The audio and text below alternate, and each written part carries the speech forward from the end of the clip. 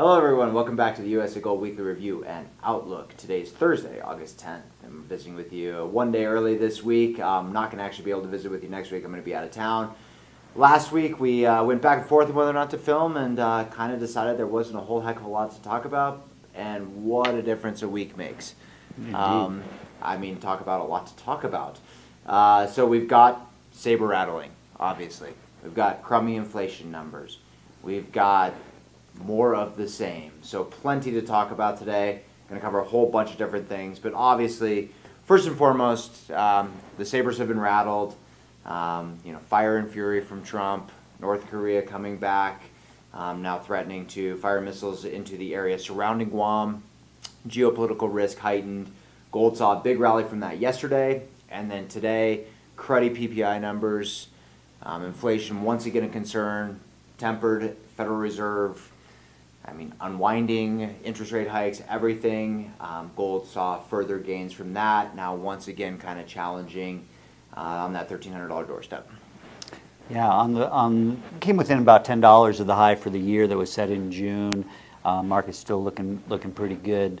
Market's largely focused on the whole North Korean situation, which never really went away, but it was sort of backburnered in light of the recent stock market gains and so forth, that people just kind of stopped talking about it until an intelligence report surfaced that suggested that the North Koreans had successfully miniaturized a nuclear device that could be attached to a ICBM. And then the war of words ratcheted pretty dramatically this week. Indeed, and so gold is responding as it often does anytime geopolitical risk has been heightened. We've honestly, by and large, gone through a relatively quiet period of geopolitical risk, over the last year or so, going back to then, kind of the Brexit, which is more geoeconomic risk than geopolitical, but nevertheless, it has been somewhat of a quiet period where gold hasn't really had that influence, but now we're starting to see that ratchet back. Right, it kind of had become a bit of status quo with respect to Ukraine and events in Syria and so forth. Right. Not that those geopolitical hotspots had necessarily calmed down any, but the way the media operates these days, exactly. It just kind of gets exactly. pushed off the table, and we'll revisit that when things heat up again. And the same is true of North Korea. It's sort of been an ongoing situation with regard to their weapons program and their constant test firing of missiles and so forth. But it really escalated this week, level, and consequently the market's mindset has shifted to risk off. A little bit, exactly, yeah, and stocks kind of down a little bit as well on that, although, Dow did reach 22,000 and hit an all-time high in the interim here, and so, just further pushing into the realm of insanity and overvaluation, in our opinion, and even just, the slight declines haven't changed any of that, and so, just jumping, kind of right into that, and I think it's kind of interesting, you posted an article earlier in the week that credit card debt was at an all-time high. Over $1 trillion. Yeah, over $1 trillion, higher than it was, right before the financial crisis. I don't know how many times we can spend in these videos talking about the parallels to 2007, but they are rampant. And this was just yet another one that you raised that I find very interesting, because leverage, debt, this is the pervasive black swan, if you will. It is everywhere, and it is reaching every corner of our economy. And credit card debt, that is the foundation of the consumer indebtedness. And it's the first thing to go south, too. People are if they were to lose a job or something, they're more likely to forego paying that credit card balance than they are a mortgage.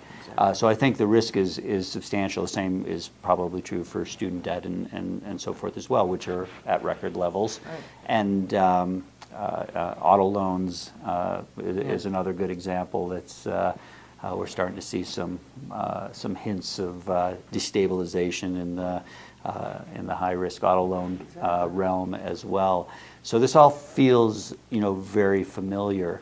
I said a little tongue-in-cheek to you in one of our water cooler conversations that, hey, everybody's working, Everybody Nothing wants can to go work wrong. anyway. What could possibly go wrong? Exactly. No. And But well, it is evidence of just the dichotomy that we constantly highlight in these videos, which is that one might say that such expansions of debt are just a reflection of consumer confidence and a reflection of the strength of the economy. People feel more comfortable going farther into debt, so that's a good thing. Until it's not. Until it's not. Yeah, and then it breaks rather substantially in very short order. And my position, whether you're talking about consumer debt or you're talking about the national debt, is that the economy can only bear so much weight when you're spending a greater and greater portion of revenue on servicing the purchases that you made last month, 6 months ago, a year ago.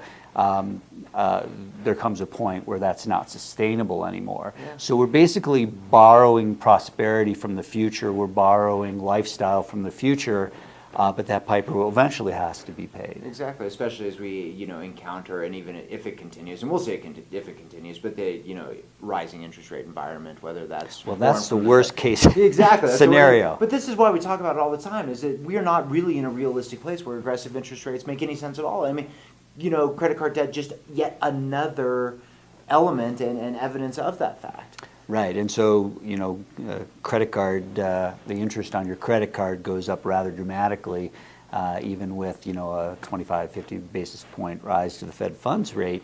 You can see a pretty significant rise in your credit card interest rates.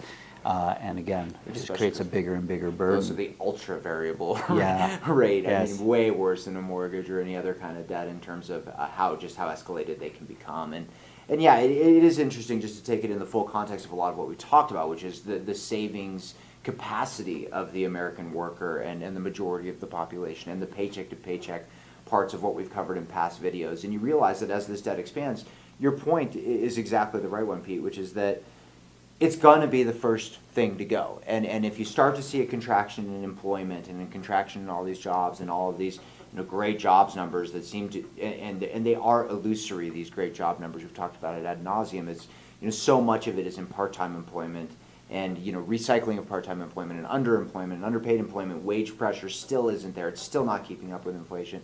And that's why you're having these expansions of debt. So it's more of a reflection of a deep-seated problem than any kind of spin you can take into positive territory that this is a good thing of consumer confidence or whatever. Really is indicative of the systemic risk that's basically starting to permeate through everything. We're starting to see it all over the place. Bigger than it ever was. And you mentioned savings. It's worth noting that the savings rate has declined significantly again as well, to levels comparable to 2007, 2008, where basically people are not saving money because they've borrowed so much. It is. That it's difficult to save. It is. It's all hand in hand, and it's all going in the same direction.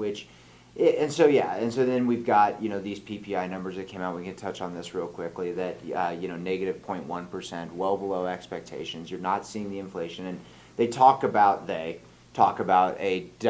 divergence between PPI and CPI, and the CPI is more reflective of the consumer and the consumer confidence, and you're still seeing some inflation there, but the PPI is not there at all. But I mean, isn't the PPI, in your opinion, much more of a foundational representation of the actual economy?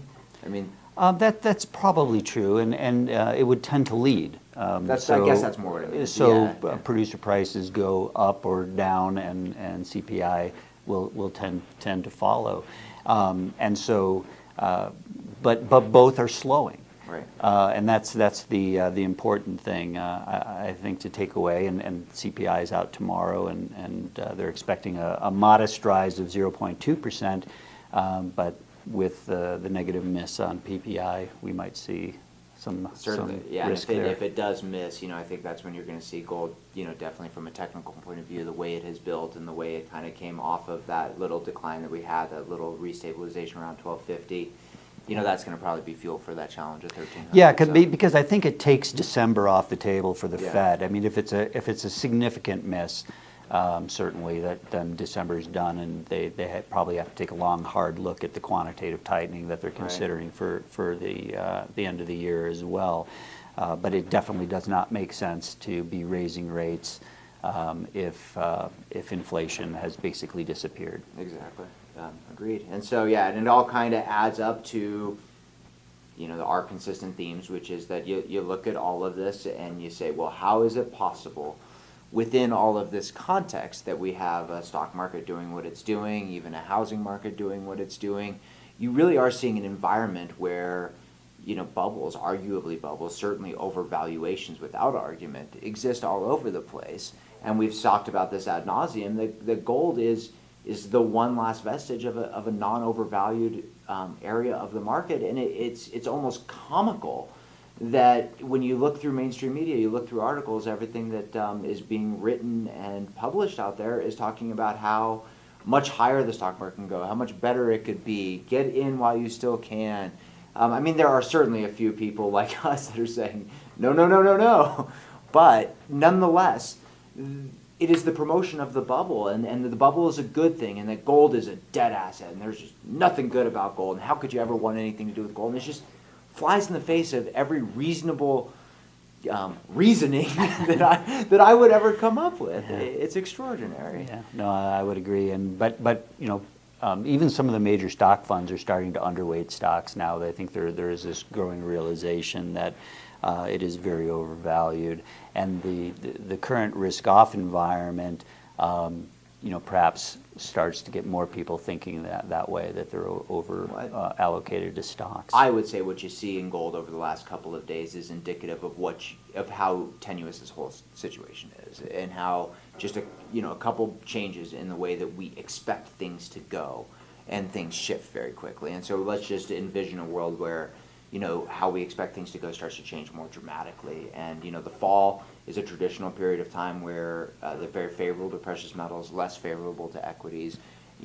Things are shaping up. You're starting to see a lot of different factors that we often watch start to all come into play at once. And, it's building. It's a confluence of sorts. And so it's going to be really interesting to watch as we move forward here over the next so many months. Yeah.